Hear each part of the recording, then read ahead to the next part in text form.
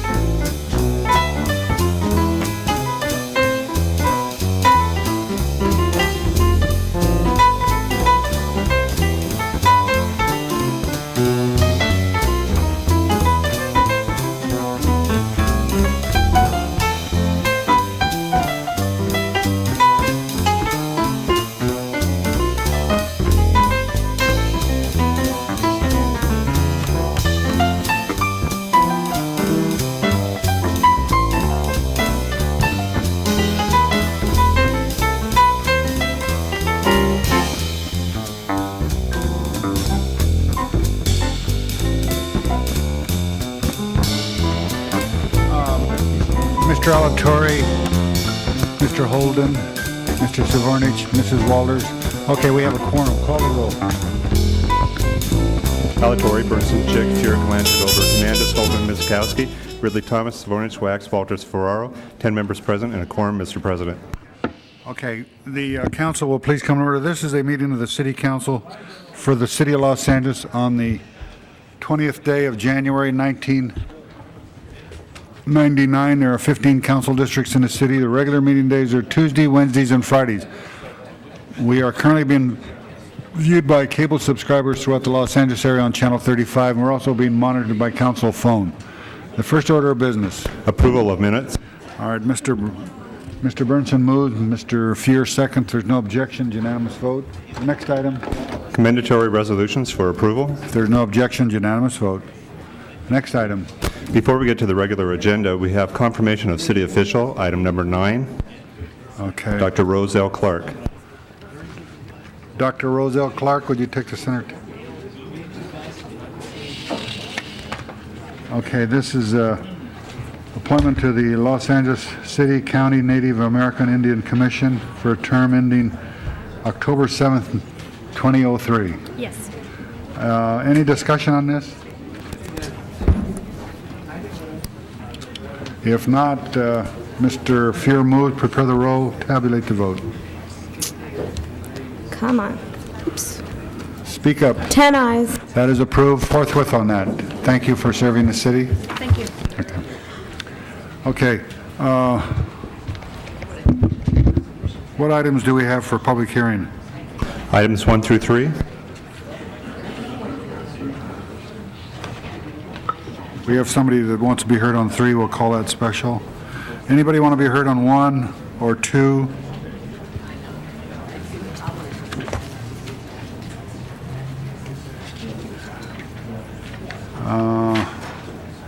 If not, for item number 1, the hearing will be continued until January 27th. There's no objection, that will be the order. Item number 2, we need a motion on, They want to grant the application. okay, Mr. Burnson moves to grant the application on item number 2. Prepare the roll, tabulate the vote. 11 ayes. That is approved. Mr. Burnson would like to have item number 13 come next. Is there any objections to that? If not, 13 is before us. Mr. Burnson, public hearing, what do you want to have, about a 10-minute public hearing? Yes, I think 10 minutes will do it. We have about 4 or 5 people here who wish to be heard. I might add, members of the council, before we start with the public hearing, this is the 3rd time that Mr. Caruso has failed to show up for meeting the council's request to give us a report on the excess lands in connection with the Chatsworth Reservoir. These people have been down on 3 different occasions now, and I find it very objectionable, and I think this is a stonewalling tactic that I really am Mr. very Burnson, upset about. It's my understanding that he's quite ill. Yes, that was the first time, and then the second time was out of town. This is the 3rd time. Yeah. Okay. So anyway, at any rate, no, asked to be continued the day he was here because he wasn't prepared. So I would move for a 10-minute public hearing, then I have a few comments to make afterwards. Okay, Dorian Kaiser, Dr. Rosemary White. If there's any particular way you want to be heard, is fine with us. I'm Dorian Kaiser. Okay. You have Chuck Bremer in there? Yes. I'm the person who led the effort to collect the almost 3,000 signatures in less than 2.5 weeks on this subject. I have not in any way, and I don't know anyone else except one meeting with the Conservancy, despite what this item says, has met and been consulted in any way by Mr. Caruso. He has ignored what he promised to do. Now, I have sent each of you documents, which I'm not going to go into, but in preparation for the December hearing, the Chatsworth Nature Preserve Reservoir, in other words, what's there? The next one, and it shows pictures of how DWP people have damaged oak trees there. And to me, that means that a more environmentally oriented group needs to be supervision, ergo the Conservancy. Another one is what's there now. Mr. Fuhr had the task of finding athletic fields for girls' athletics. I wrote him a letter suggesting that there are places like Pierce College where I've seen boys versus girls soccer games, and other places that, besides city recreation parks facilities, that need to be contacted. Those are public facilities, and in this era of the kind of population we have to have full use, so we have to work together. I also generated something which showed what would have to be done, an outline in the reservoir nature preserve if you would put soccer fields there, and so on, what it would entail. Each of you got those, and hopefully you remember them. I also sent a letter to the Daily News concerning I haven't printed it yet, concerning the subject that after they had a very negative article and Mr. Burnson Okay. was responding. We have other people who want to be heard now, Okay, you know. so I'm just calling your attention to this and the fact that Mr. Caruso has not fulfilled his promise involving the community. Thank you. Dr. Rosemary White, and then Charles Grinner.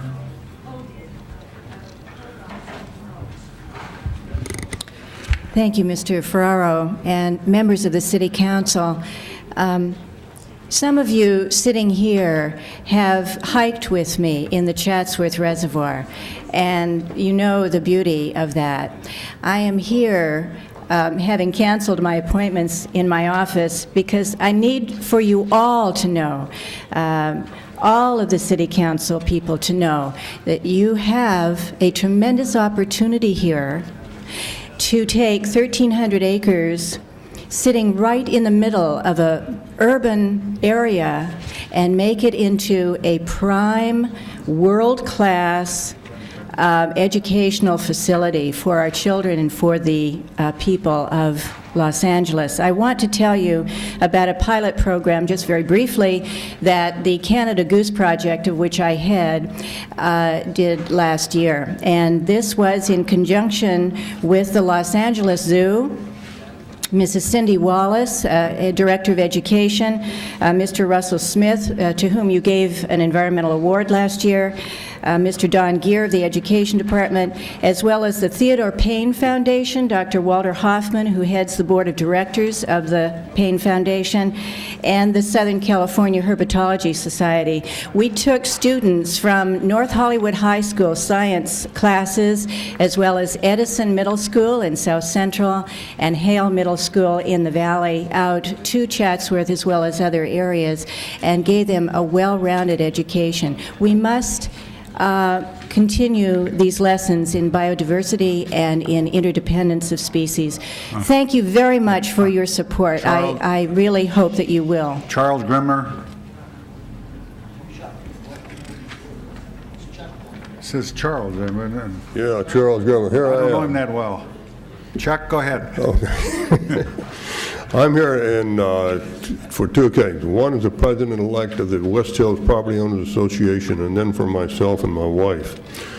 We in the West Hills Property Owners Association are dismayed by the lack of action on the part of the president of the Board of Water and Power Commissioners. He has not involved any of the West Hills or Chatsworth property owners, homeowner group to participate in, quote, the study. And to our knowledge, he has not involved the Santa Monica Conservancy. We believe that these discussions and delay can be attributed to Mr. Nick Caruso.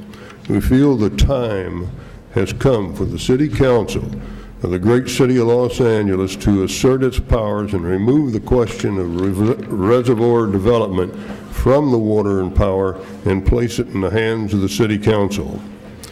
It's obvious the DWP doesn't need the $20 million. They give it to the city every year. The city needs the Chatsworth Nature Preserve as a wildlife preserve to reduce smog and generate oxygen. The city needs that space as it is for our present and future children to enjoy the wonders of nature. Please do not assume that West Hills Property Owners Association is against development. We worked with the developers of Dayton Canyon Estates, we worked with the West Hills Corporate Village, and we worked with the Los Angeles Police Department to redevelop the old Hughes facility near the reservoirs, but we do want to preserve this natural area for us and our future citizens. Now I'd like to make a few personal comments. First, the confirmation of Mr. Caruso as President of the Board of Water and Power is predicated on the commitment by him that he would involve the neighborhood groups in the Santa Monica Mountains Conservancy in the planning process for the preserve. He has definitely not done this promised action. Second, we want to congratulate Mr. Caruso for his actions on the Chatsworth Preserve, or should we say inaction. He has demonstrated in this one case that any city charter should have neighborhood councils with authority over the development of land within its borders. He also has demonstrated that no one person, such as a mayor, should have the sole authority to appoint or discharge department heads, commissioners, or presidents of commissions. We ask for two actions by the Los Angeles City Council. First, we request that you take the necessary action to immediately sell or lease the Chatsworth Nature Preserve to the Santa Monica Nature's Conservancy. And second, we request that you take action to terminate Mr. Caruso's appointment as President of the Board of Water and Power. We thank you for listening. Chris Van Schack and Jim Yarborough.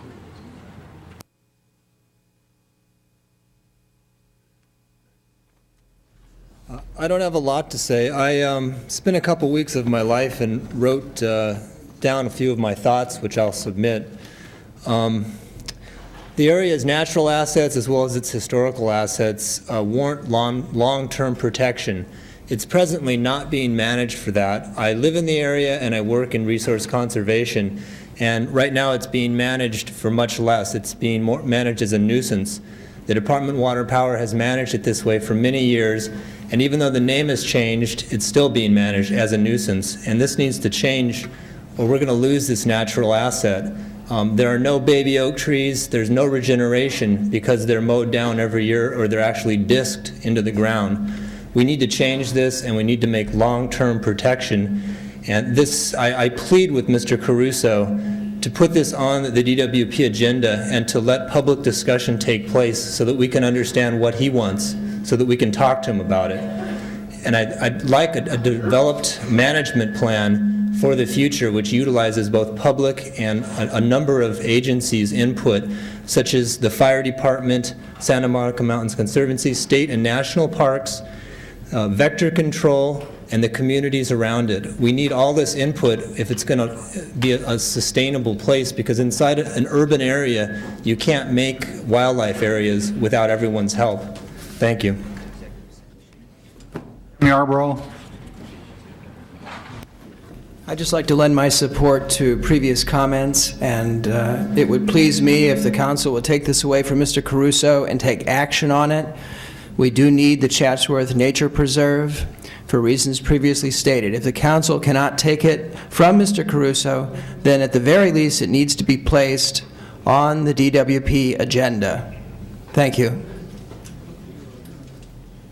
Burnson, those were all the cards we had, so change it back to 3 minutes. Mr. President, if I may, I just want to refresh the council's memory on this issue.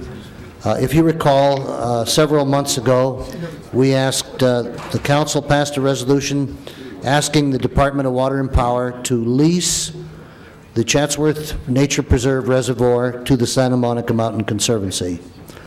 This was not acted upon. It was stonewalled. Finally, we asked Mr. Caruso, when upon his confirmation, which, by the way, he was not confirmed, Mr. Grimmer, and that's a charter amendment that I intend to bring in the future, that a commissioner will no longer be able to be confirmed by default. They will have to have 8 votes to be confirmed. In the time frame, it doesn't matter, and Mr. Caruso actually snuck in the back door because he was not confirmed by this council. He made a commitment to this council that he would meet with the various groups in the neighborhood, in the mountains, in the areas of West Hills, and the Audubon Society and so forth, and the people that live around the reservoir, and has not done so. All he had was one brief meeting with the Conservancy about the question of a lease, and that was it. We instructed him to come back and, within a period of time, to this council and report back to us on what's going to happen with the reservoir and other assets that are unusable assets that DWP has.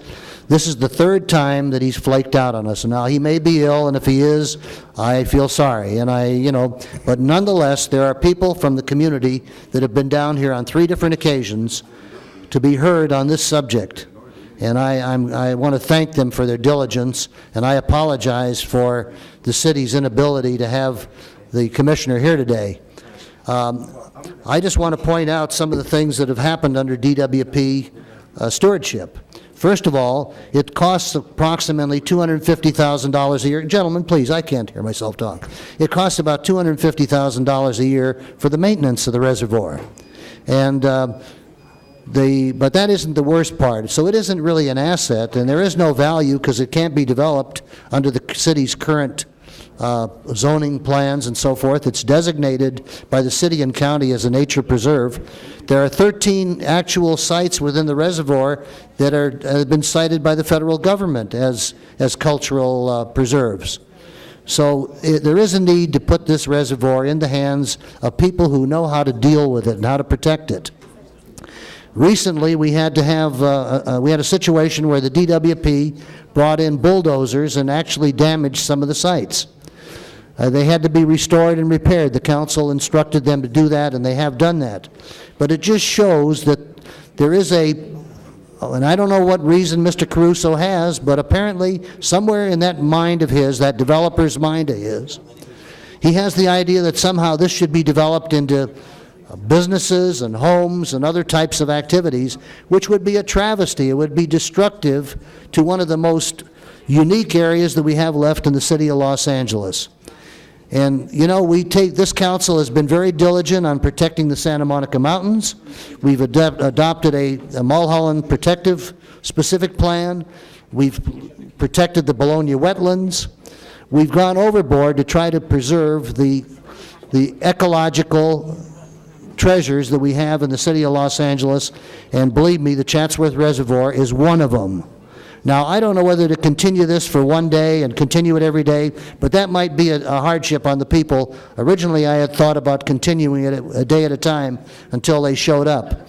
But what I'm going to do is this, members of the council. I'm going to propose that we have a meeting of this city council in Chatsworth sometime in the next month or two, and that we instruct the Department of Water and Power and Mr. Caruso to have that report, which he promised us at that time. Do we have what is the earliest date? Let me ask the city clerk. What is the earliest date that we can have a meeting in the district? 30 days. In 30 days. I would ask that we schedule a meeting sometime in March. A March meeting, and we could have it perhaps at one of the sites over in that area. And we will ask the Department of Water and Power, Mr. Caruso, to report back with the things he promised us at that time, and I would so move. Okay? With that, I would ask that we continue the item to that next meeting that we have scheduled in March in Chatsworth. All right, Ms. Galanter?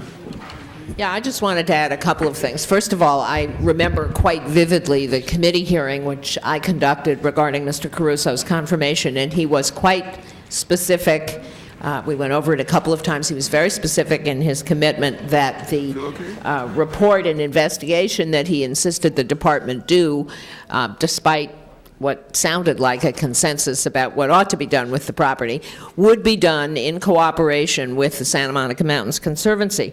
Now, I look on the agenda today, and it says continued consideration of a report to be submitted by the president. Well, obviously, he's not able to be here, and having just gotten over the flu myself, I'm sympathetic to what it's like when you feel rotten. But where's the report? It would be very helpful if we could indeed look at some sort of a document that would, it says it's a report relative to detailed findings and justification for any proposed alternative uses, including a summary of the discussions DWP has had with the Mountains Conservancy, other impacted environmental groups, and nearby homeowner groups, as well as the terms of the lease the department intends to sign. I would be really interested in seeing all of that, so that when Mr. Caruso is able finally to come and talk with us, I can have an intelligent conversation with with him. But we don't have that report. So if we're going to continue this one more time, can we at least also request that the report with all the detailed findings and justifications, the summary of discussions, and the terms of the lease gets to us ahead of time so that we can... 2 weeks in advance would be lovely, but even 48 hours in advance would be a little better than what we've got today. Okay, I think Mr. Well, it better exist.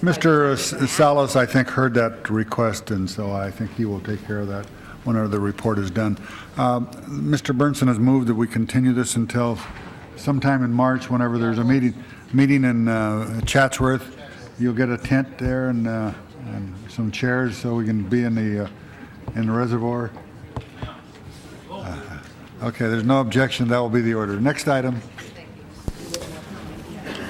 On the regular agenda, items number 4 through 10, with the exception of number 9, which we've already Well, acted on. let's do item 3 because that's a public hearing item. Item 3.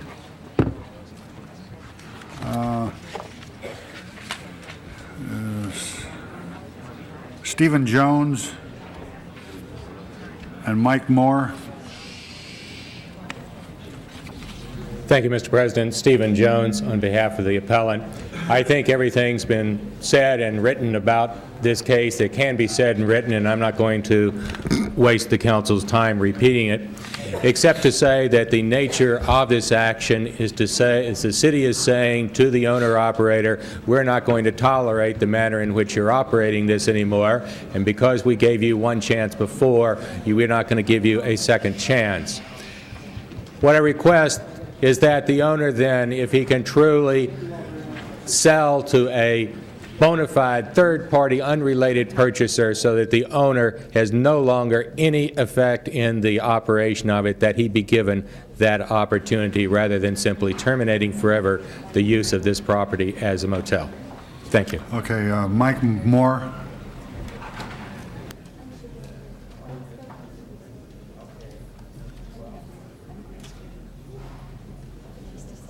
Good morning. Mr. Jones just stated that he wanted to sell the property to a third party. We are against him selling this property to a third party without those conditions. We would like the conditions to stick as far as the use of a motel at the New Raywood just be completely done away with. Also, we submitted evidence at the Plum hearing. That evidence, I hope you guys had a chance to review it, showed prostitution going on a number of different occasions through video and also through pictures. It's very clear that the New Raywood Motel has thumbed their nose at the city process and also what the city has asked of them to do.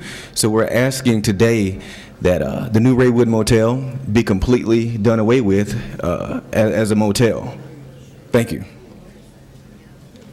And that's all the cards we have. We have item number 3 before us.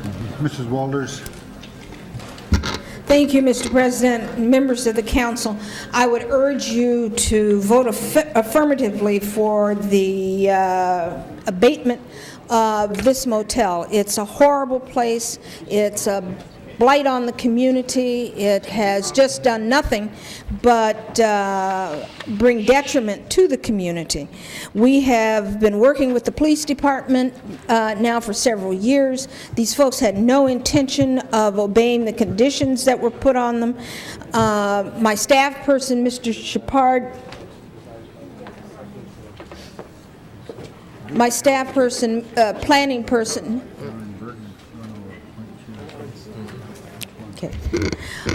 went to the motel to check on how they were adhering to the conditions, and he himself was accosted by a prostitute right there in the motel, broad open daylight, work hours.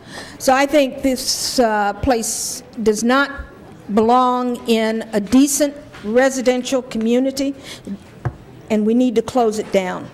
It's taken years. Okay, I think the report does that.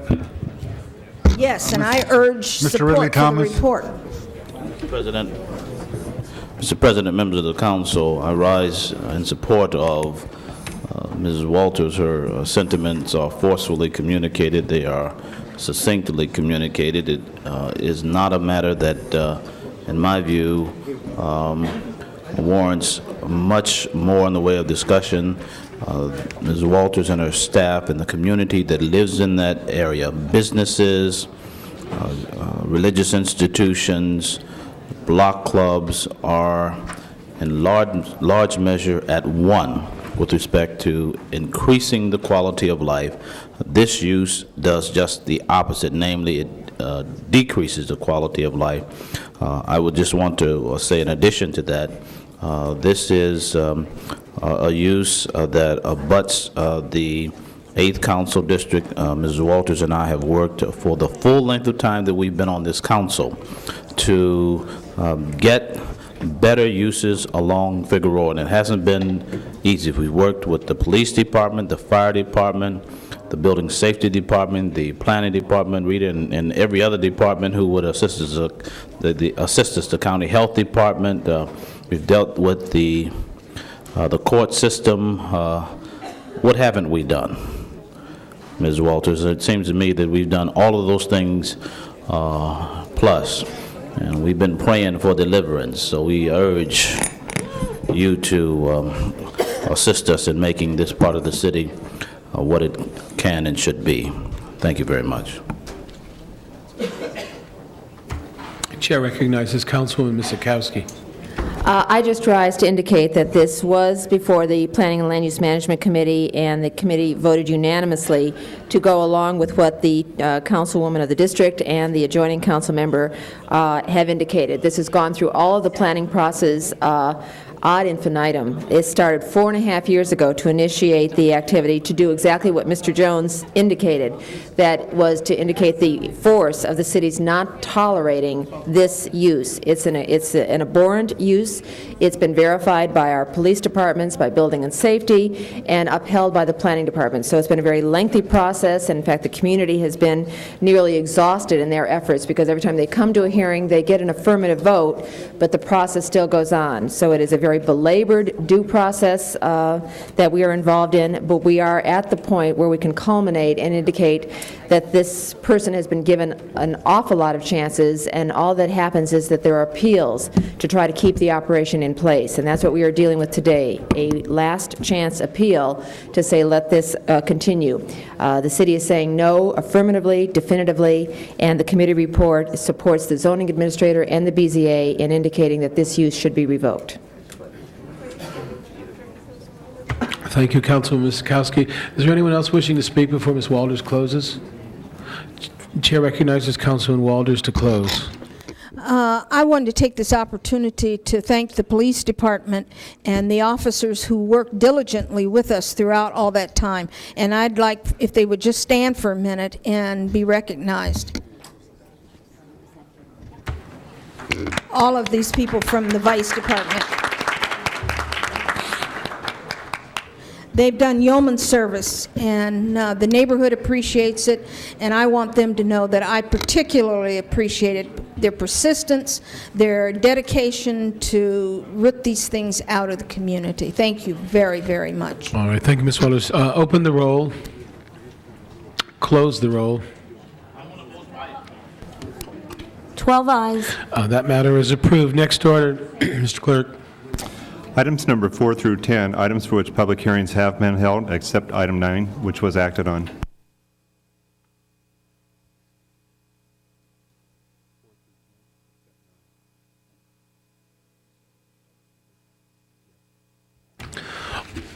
All right, members of council, are there any specials 4 through 10?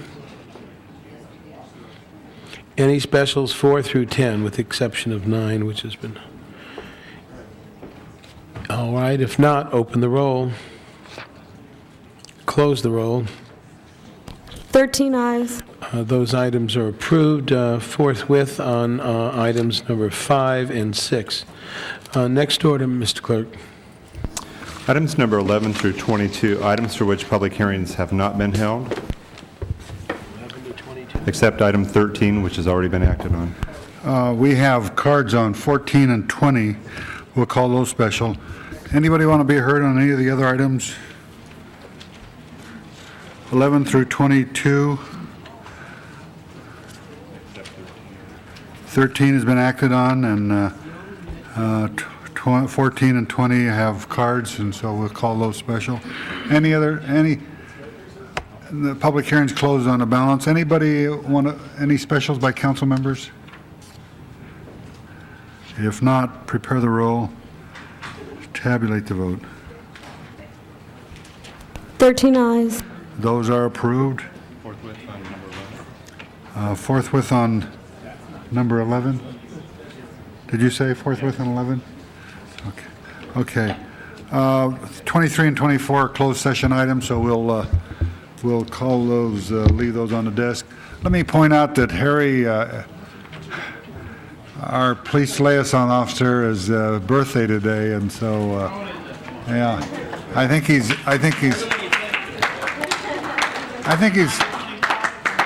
he's 60 or 70 years old. I forget.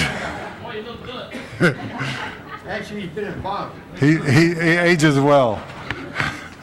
Happy birthday, Harry. Okay, the next item. Item number 14, called special.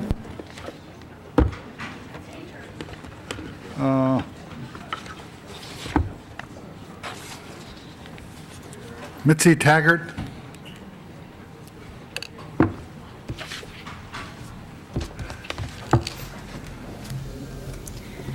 Hi, good morning, council members. My name is Mitzi Taggart, and I'm a staff scientist with Heal the Bay. And Heal the Bay is here today to comment on the city's stormwater pollution mitigation project, which is one of the grant applications for the MTA call for projects. In a sentence, this project is comprised of a group of stormwater pollution devices which will be installed throughout the city. First and foremost, Heal the Bay would like to commend the city for ranking this project as #1 on the list of proposals to the MTA. We were very pleased to see this. In addition, Heal the Bay is here today to really put this project in perspective. Heal the Bay believes this project greatly falls short of what's really needed in the city to mitigate pollution from roads and highways.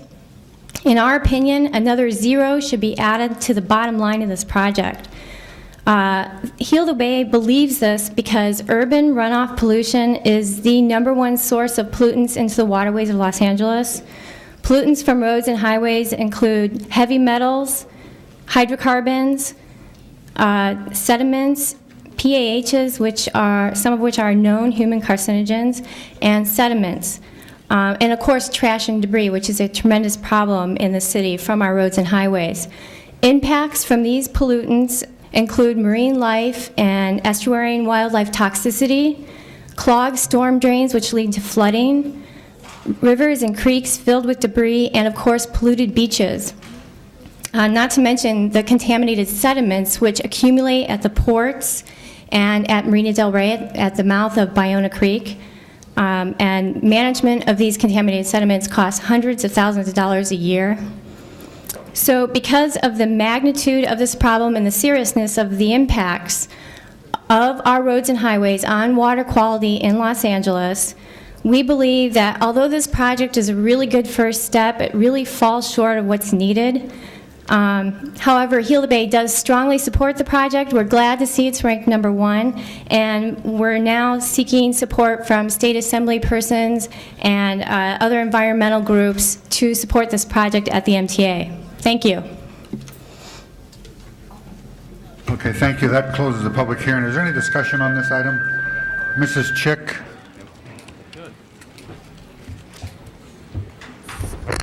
I just wanted to rise in support of our moving forward with these projects, and while I would always, of course, like to see more of these dollars steered towards the West San Fernando Valley area and the Valley area, in fact, there are quite a few very important projects beneficial not only to that specific region, but to travelers and commuters who pass through and come from a variety of other areas. Things relieving congestion on major thoroughfares, a project near and dear to my heart, and that's the Burbank-Chandler right-of-way bike path that eventually will go from one end of the valley to another, and a variety of other very worthwhile projects. Certainly, this is progress and improvement over what our region had experienced several years ago. So I rise in support and hope that we all move forward. Mr. Holden? Mr. President, members, on the same item that Ms. Chick just spoke of, Burbank Chandler, which was to be a transportation rail system above and below ground. This changes from time to time. And now it's going to be a bike trail. I think we have to be cognizant of the fact that even though Proposition A, supported by Mr. Yoslovsky, in fact passed, there's still a need for transportation, heavy and light rail, not just in the inner city, but in the valley, which you represent, I'm sure. This has been on the drawing board for many years and been a discussion for many years, and this is the route they subsequently selected after 4, Ventura Freeway, North-South route, Burbank-Charlotte route, just discussions for the past 10 years. And now we are at a standstill because of the fact that the MTA is not that popular, maybe well thought of, but that shouldn't be no reason why we should stop building transit systems. We got to do it for future generations. Now, if you put this bike trail there, and you're going to put a lot of money into it, you're closing out forever almost the possibility, the likelihood of having a rail system down Burbank Chandler, which you spent hundreds of millions of dollars to acquire from the railroad. I don't think that we would have spent all that money, Prop A, Prop C money, to acquire the right-of-way for a bike path, and that's what the initial intent would have been, is for a rail system. I think at some time in the near future, when you build out all of the transit lines that's on the drawing board, the voters should be given an opportunity to reconsider what they did with Proposition A. And we have a better understanding that we have to build and plan for the future, not just as we did with freeways, not just they did in New York with subways and Chicago with subways, but we have to do it here. We should not allow ourselves to be landlocked when it comes to transportation and for future growth and development here in the city of Los Angeles. Sure, go ahead and put the bike trail in there if it's just a holding pattern.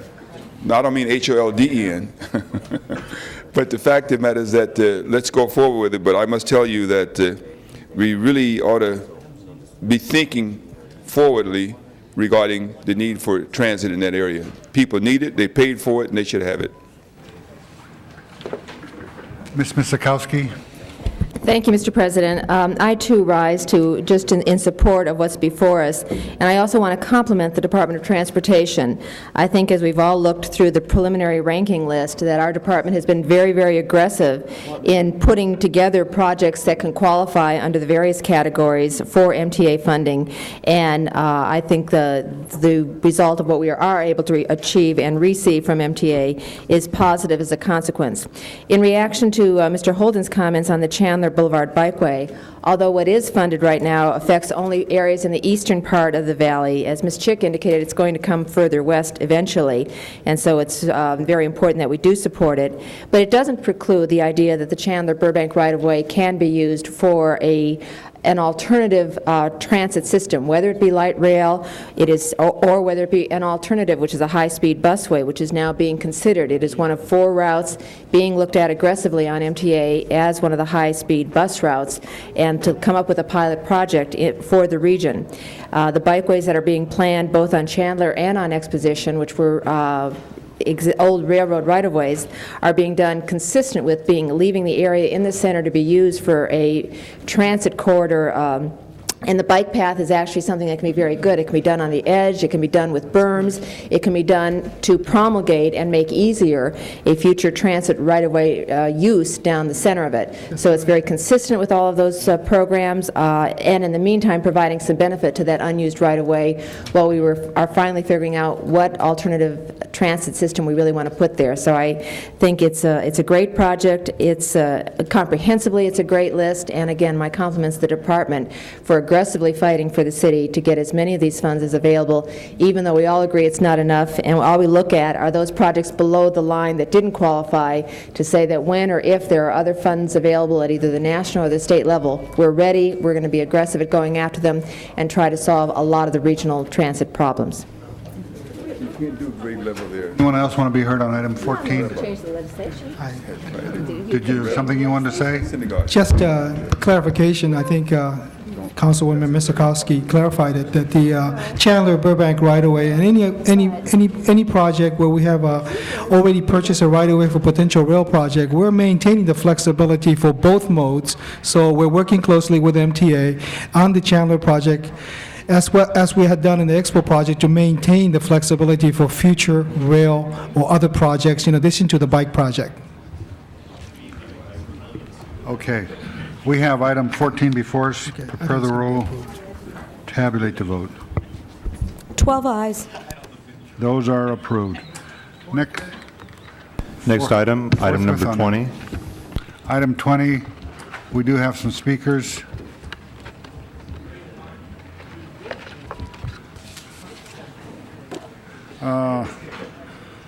Emmett Sussman, and if I mispronounce your name, it's because your writing is terrible.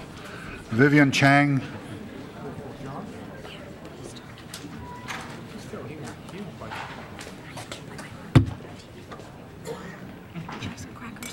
No, I don't need any credit. But bring me some extra hot water. Mr. President, perhaps you don't understand Swahili. You might have to take a course. Would you give us your name, please? Emmett Simmons. Okay. To this distinguished body and Mrs. Waters, I'm here to support the resolution that she planned to offer this morning. And I'm the person who brought to the attention of the black community in Los Angeles regarding your rectifitting program across the street over there. Over 500 plus people working there and only 9 blacks. And of course, we are not here to ask you whether or not that we have been shortchanged. We know that we have. And we're not interested in buying into a situation like that. Now, if that is not taxation without representation, I don't know what you call it. I got the names of every person who work on that job over there. You know it's over 12 to 15 to $20 million job. And we got 9 black people working there. And we pay a lot of taxes in some of the best properties you got, Baldwin Hill, View Park, the Dairy Heights, and other areas, and then we've been shortchanged. That tells me that somebody is not thinking in terms of the citizenry of Los Angeles. I'm looking at a contract here that was made by this body and Clark Construction Company, and it looks like every rule in the book has been violated. And of course, as I say, we now want to be sure that this situation is brought to the attention of the people of Los Angeles. It has been brought to the attention of the black community, and we think about taking drastic action. I have with me some of the colleagues in here. I have with me Sister Waits and others who are from the United Methodist Church who wholeheartedly support the situation that this is inadequate. And of course, as I say, somebody obviously must have been looking the other way. And we want this situation rectified now, prompto. Thank you. Vivian Chang, and then Teresa Sanchez. Good morning. My name is Vivian Chang. I'm here with the Los Angeles Metropolitan Alliance. We are a regional alliance of more than 50 organizations representing community, labor, faith-based organizations, service providers, advocates, and people on assistance. I'm here today with 3 other members of our alliance, Teresa Sanchez from SEIU 347, Jamigo Bell from Agenda, and Jason Elias from the Los Angeles Alliance for a New Economy. And we're here in full support of the motion being put forward today. We believe that the things that are called for in this motion, forming a working group to assess how JTPA programs impact unionization in low-income areas and how JTPA programs can be used to assist local residents in moving from city job training programs to union apprenticeship programs, to establish a dialogue with local unions on how to do this, and then finally calling for a comprehensive report on all public works projects over $500,000. We believe that this is exactly what is needed to put some real numbers behind the first source hiring policy that is being drafted by the Community Development Department. And in fact, based on our respective areas of work, as my colleagues will testify, we believe a similar motion should be put forward around the other areas covered by the first source hiring policy, namely the contract awards and the city-approved incentives and subsidy packages. One suggestion that we would put forward in the language of today's motion is to include welfare to work programs in this motion. We know the challenge that this city will be facing in the next several years due to the wake of welfare reform. More than 160,000 here in LA County, 40% of which are here within the city, are going to be forced into the labor market within the next 2 years. And as you may know, the Metropolitan Alliance has been working with CDD over the last 6 months to help shape the best possible welfare to work implementation plan for LA City, and that was passed unanimously by the council several months ago. Several priority programs were identified in that plan, one of them being to take the opportunity posed by city-funded public works projects to move people from welfare to living wage jobs and to provide viable training. So we're suggesting today that the reports called for in this motion should also include assessing how to assist local residents in moving from city welfare to work programs to union apprenticeship programs, to establish dialogue with local unions on how to increase the union workforce with welfare to work participants, and lastly, to assess the feasibility of welfare to work programs on public works projects. Thank you so much. Thank you. Teresa Sanchez, and then Jamiko Bell. Good morning, council members. My name is Teresa Sanchez from Service Employees Local 347, and I'm also here this morning to speak in favor of the motion and to point out just a couple of additional points. While this council has taken strong leadership in creating opportunities for working families in the city of Los Angeles through city policies such as worker retention, living wage, the welfare to work implementation, which prioritizes permanent living wage employment, including city jobs. We believe that in addition to all of that, to create jobs in our city and promote economic development, we really need an overall coordination of the city's first source hiring policy. What we have currently, based on my research, are case-by-case agreements on various projects, and I think that what we really need to do is develop a comprehensive citywide policy that can be overseen and monitored. I think we need strong conditions on all uses of public funds that go to private sources. We need to make sure that those are living wage jobs with benefits, with neutrality for union organizing. And I also believe that this working group that's called for in the motion that will be looking at this policy and developing the report should include employee organizations and other unions in related to the kinds of projects that we're talking about. And I would strongly urge you to incorporate that as part of the proposal. Thank you. Thank you. Jamiko Bell, and then Jason Eliasis. Good morning, council members.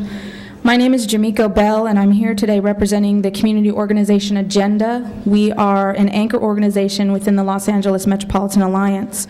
For almost a year now, members of our organization have come both before this council and council committees, as well as had meetings with individual council members in a number of forums to discuss the policy of using public money for economic development and job creation in both public and private projects without clear and concrete mechanisms for ensuring quality jobs, living wages, comprehensive training, and apprenticeship programs and job placement. Public hearings that we have both organized and participated in have focused on our concerns around the issues, specifically how they relate to welfare reform and the subsidies being considered for both Playa Vista and DreamWorks. We support Councilmember Walters' motion today because we believe that it is a step in the right direction toward real accountability from corporations, developers, and contractors for receiving taxpayer money. Recipients of public subsidies and incentives must contribute to economic development strategies which address the growing economic disparity in our region and must include more than simply providing the city with arbitrary job creation numbers. Councilmember Walters' motion comes at a time when billions of dollars in public capital are being slated for projects throughout Los Angeles, including Playa Vista and DreamWorks. While it appears that the LA economy is booming, we know that there are many communities and hundreds of thousands of residents throughout the city who are not sharing in this economic growth. The motion being put forward today begins to address the ongoing concerns raised by the hundreds of individual members and families in South Los Angeles that make up Agenda. We encourage this effort because it puts into perspective the serious need for assessment, accountability, and programs that link communities with economic opportunities. We hope that this analysis is extended to include a serious assessment and criteria for how public subsidies are given out, and that it is ultimately aimed toward the creation of mechanisms for ensuring concrete and measurable public benefit from private development projects that are funded by the city. Thank you. Jason Elias.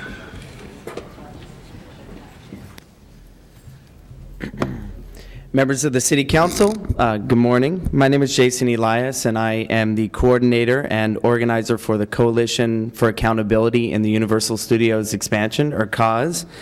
And I work for the Los Angeles Alliance for a New Economy, which is also an anchor organization of the Metropolitan Alliance, and a member of the Living Wage Coalition. I am here today to voice Lane's full support for Councilmember Walters' motion. I'm sure that you know that we have been working with the Bureau of Contract Administration for the last 2 years to ensure compliance with and enforcement of both the service worker retention and living wage ordinances. And we indeed recognize the need for better reporting requirements. Therefore, we would like to ensure that part of the report on public works projects over $500,000 also include information regarding the number of living wage jobs that will be created. I'm also here to request that a similar analysis be developed for all city-approved subsidies for private sector development. As you just heard from my colleagues just now, when the city gives public funds to private companies, we need to ensure that it truly benefits workers and communities most in need. Thank you very much. Okay, thank you. That's the end of the card, so the public hearing is closed. Mrs. Walters. Thank you, Mr. President. Council members, we have before us here today a motion that I hope will address a really glaring problem here in the city, and that is a problem of lack of A, African Americans on jobs that are city funded, B, lack of local people, of LA people on these jobs. Quite often, these contractors get crews to work jobs that come from San Bernardino, that come from Riverside or Orange County or wherever.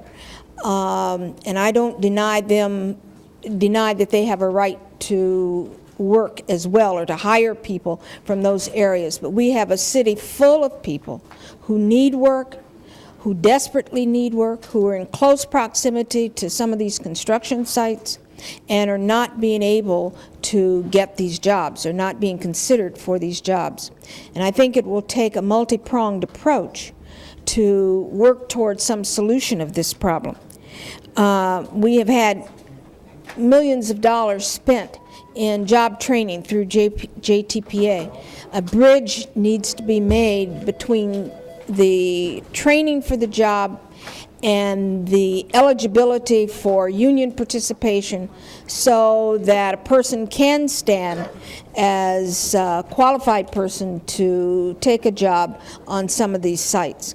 We certainly want to work closely with the unions, and my motion suggests that CDD and the Office of Contract Compliance for the city work together on approving all the avenues that will lead to better outcomes for all of our citizens here in the city.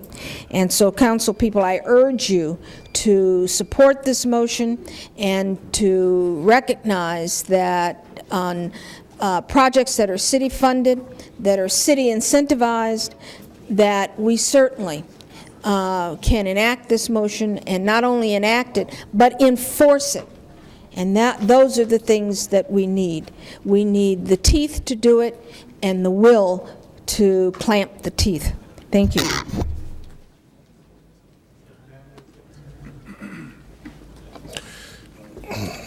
Mr. President, members of the council, I rise, one, to commend Ms. Walters for bringing in this motion, and two, to also offer the amendment requested that the report include a welfare to work program. And the maker of the motion accepts that amendment, that will be included. You know, members of the council, if we understand what's going on as a city, we talk about economic development definitely happening. We have been voting on some major projects throughout the city. We hear major industry now looking at trends, and the city of Los Angeles is a good place to be. But if you're a resident who happens to be on welfare, a resident who happens not to have the education opportunities, who chose for whatever reason to deal with responsibilities at an earlier age and is now stuck at a certain level, the reality is you're trying to figure out how to make ends meet. You're trying to figure out how to pay your rent and buy prescription medicine for your children at the same time. And we're finding through our reports that that gap continues to grow. And so being able to link job opportunities with job training programs and being able to assure our residents that opportunity is extremely important. And I don't believe it should be looked at just as a role that the Community Development Department should be doing, but rather a role the entire city should be looking at in regards to all its projects. You see, this motion is very different because it also includes the Department of Public Works. But it should be including our personnel department, it should be including general services because they're doing a lot of work nowadays. What we have to do is close the gap. We have to figure out as a city how it is that all these opportunities that we're cherishing and that are coming to us on a day-to-day basis are including all Angelenos. And if we can close that gap, our reality is we'll be a much better city because the quality of life will be enhanced for all. And so I look at this as a beginning of a process. You need to know that when we're having our discussions about an economic development department, so that we can have a mission statement and a common goal, we're trying to figure out that how can that department assist us in creating the job opportunities for all in our city. And I'm just throwing it out because that is one of the reasons why having one common department looking at these issues would help. Because right now, again, we ask CDD through the PIC, through its job training programs, to look at this program when the reality is it's an entire city and many departments that are influencing these opportunities, whether it be the harbor, the airport, the Alameda Corridor, things like TransitCon and the new arena. These are all the kinds of projects we have to give those opportunities to. And again, I welcome the motion, but I look at this motion as just the beginning. Hernandez, you made a motion. Can you repeat that motion? It would be to also include the welfare to work program and workers as part of the analysis. Okay. As the studies. Okay. Mr. Ridley Thomas.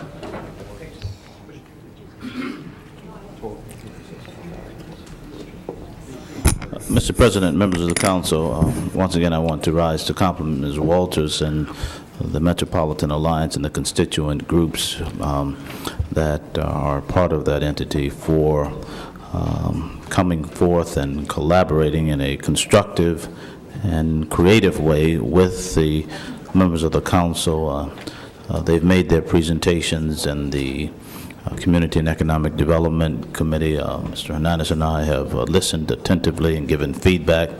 Mrs. Walters has taken the lead in terms of trying to say that we have a lot of work to be done to help ensure quality employment opportunities for underrepresented constituencies in our city.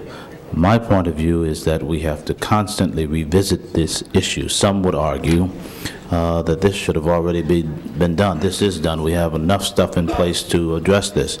Well, obviously, there's a need to take a look at these matters because things change. You begin to experience slippage, and were it not for the vigilance of community-based entities and collaboration with council members who are concerned about this, this would go unattended. So I think this is wholly consistent with the notion of employment and meaningful employment and the whole set of policies that we've promulgated over the past 2 to 3 years that puts us in good stead, and I would appeal to all of us to support this unanimously.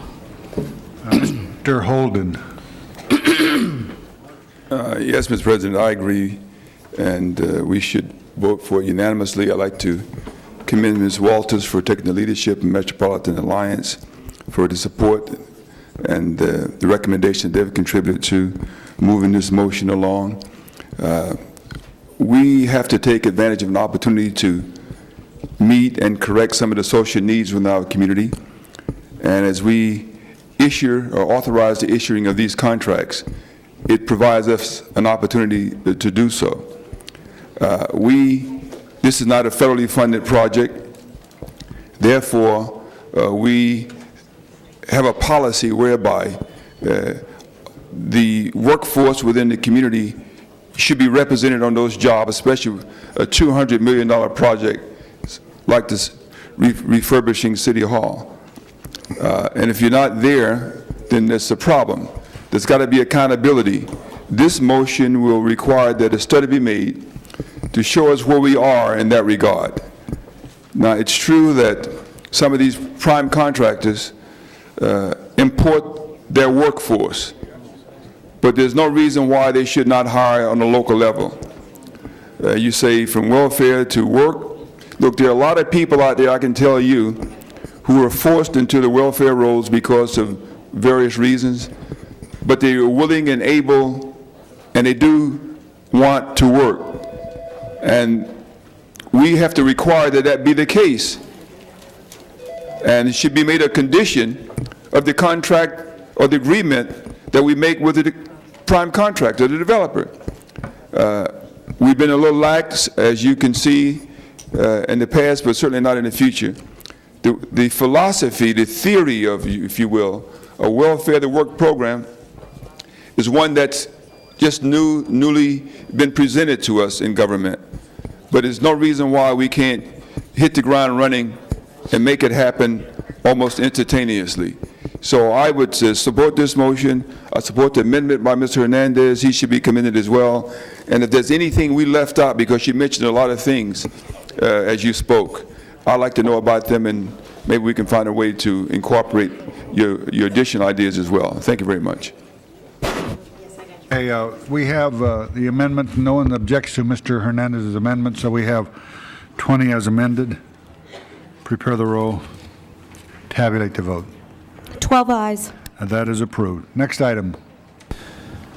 Public testimony on non-agenda items. Okay, we have the public comment period. Leonard Rose.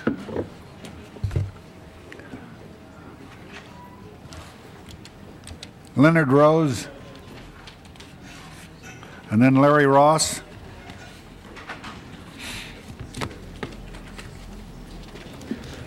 I'd like to make about 18 copies for each councilman and mayor, and I'd like to Sergeant, would you? Each one. And I got a small speech right here that say police officer must go every year in each school, like get one police officer, go one to each school, step by steps, education each training for safety rules and laws, driver rights. If they break the law, give them a ticket to contact to their parents. How many times kids run red light to be large, blame driver's fault, but it's not. Some kids run red light and car stop right away, and if a car not stop right away, and they could hit and run and hurt each other. And then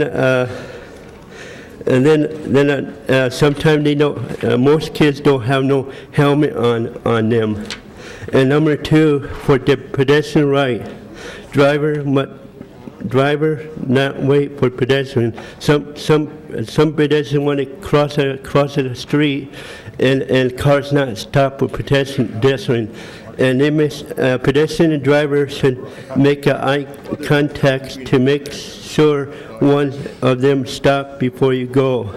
Number 2, the DMV department, place those flyers at Department DMV at police station, building, and places like take one in a rack, place them on a rack in church building. And then number 5, President United States will make each speech each year to obey DMV handbook laws. Then put on a TV program for safety, more you know, or any channel safety rules. And thank you very much to make safety rules for children and pedestrians and drivers. Thank you. Larry Ross.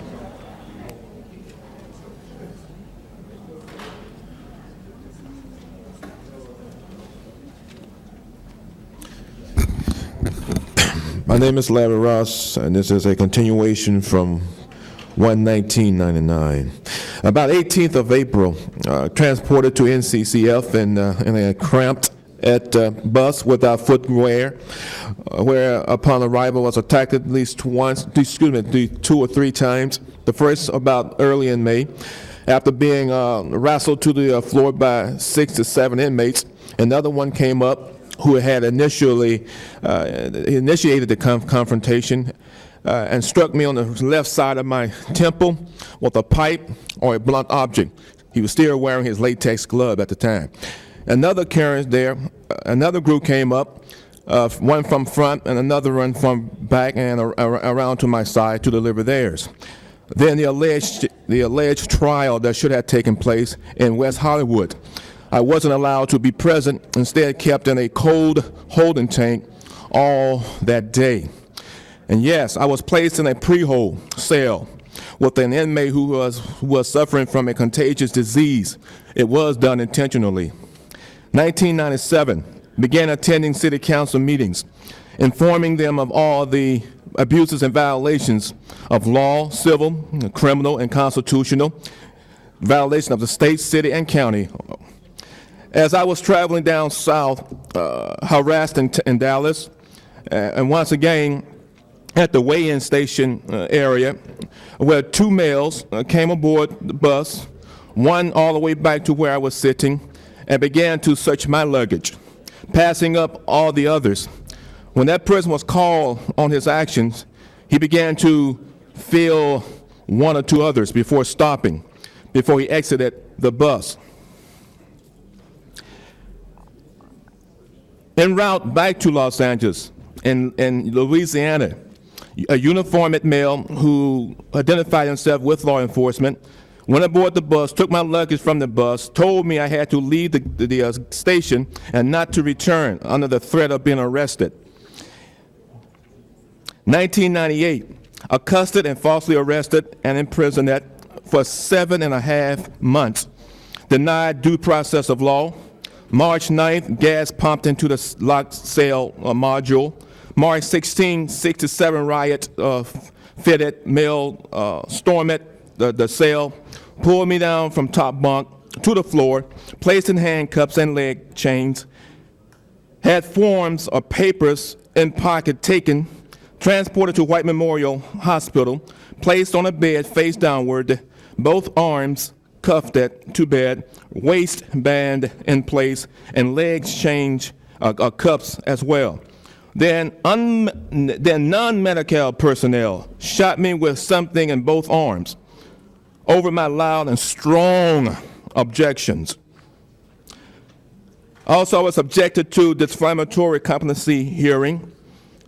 Then on April 25th, 1998, in bed and leg cuffed, 45 males holding me down, and once again shot me with something, again in the right upper shoulder area, over my strong objections. May 7th, returned it back to MDC, but to the north side of the 8th floor. About May 21, 22nd, moved to another cell hole. About between June 25th to 27th, moved to another cell hole.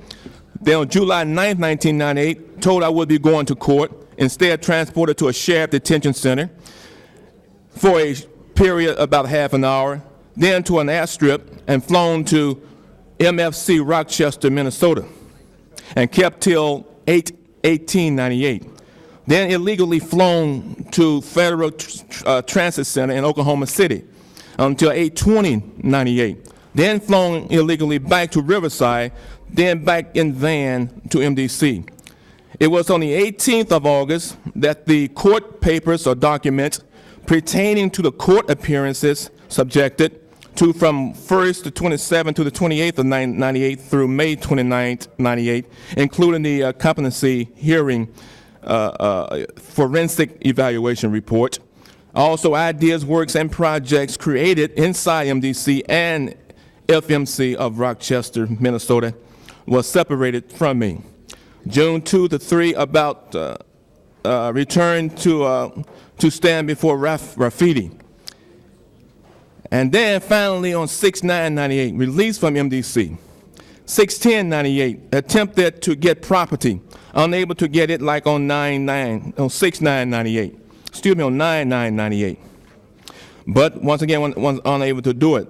On 6/14/98, about that time, another effort yielded, I failed to get my property as well. But on the 6/15/99, I was able to get my property. But yet, as I looked it over, I found that all of it was not intact. I had made mention of the missing of a language, a 300-word language that was in my property at the time when I was arrested. It was not there when I picked up my property again. That language alone has the equivalent value, had been placed lease. This is not an overestimation of least $1 zillion.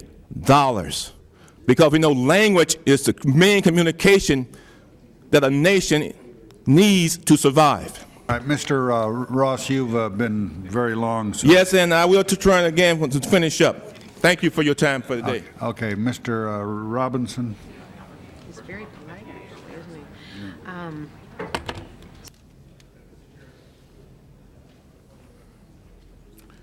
Mr. President, members of council, increasing the size of city council will decrease Latino and black power.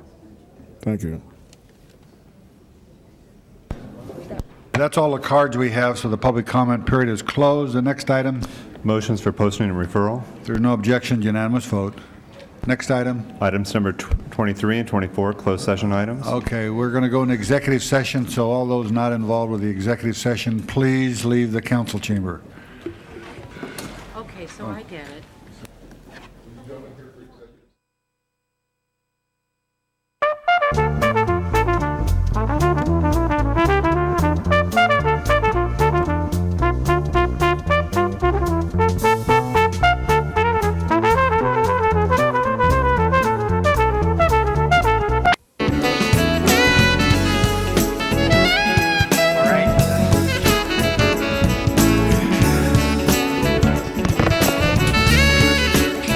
Okay, are we back? All right, next item. The desk is clear. All right, are there any adjourning resolutions? If everybody would please stand.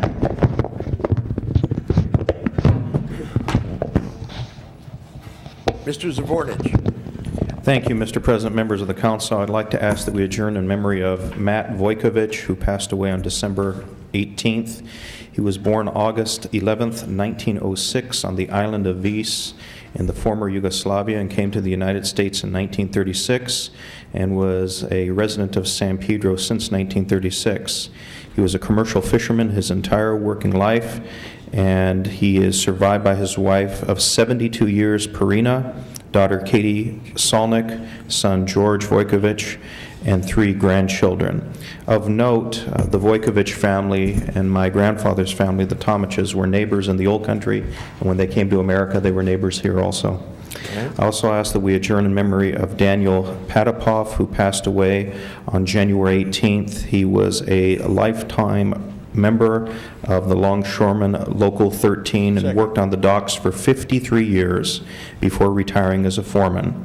He's survived by his loving wife and his 2 children and many grandchildren. And finally, I ask that we adjourn in memory of Vincenzo Barilli, who passed away on January 16th. He was born on September 13th, 1920 in Ischia, Italy, and was the founder and past owner of Europa Bakery.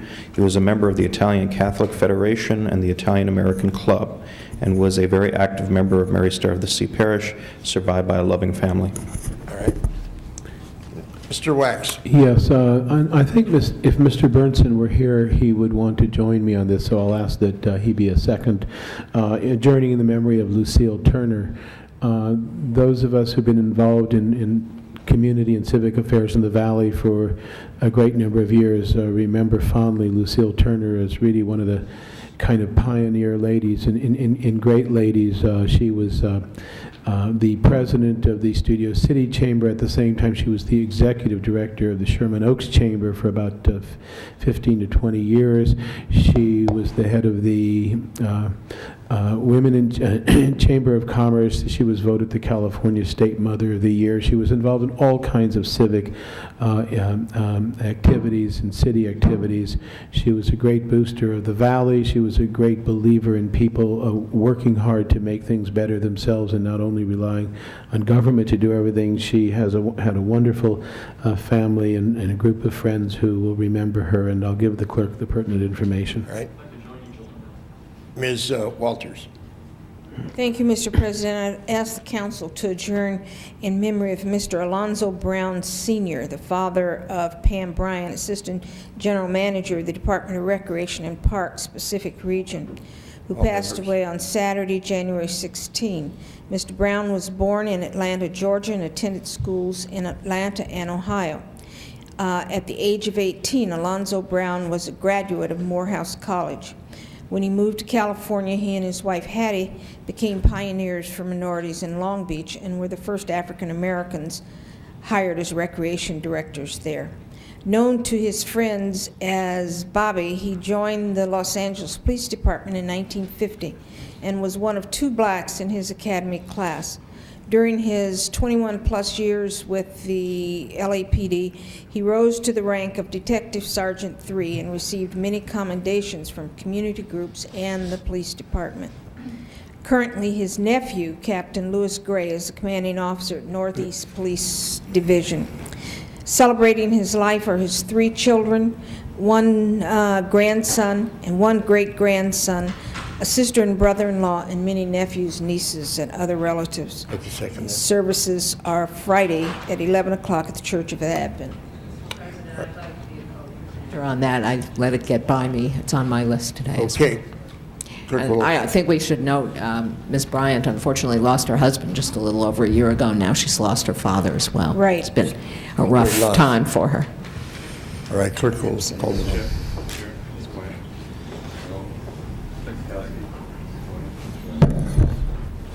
All right, the meeting is adjourned.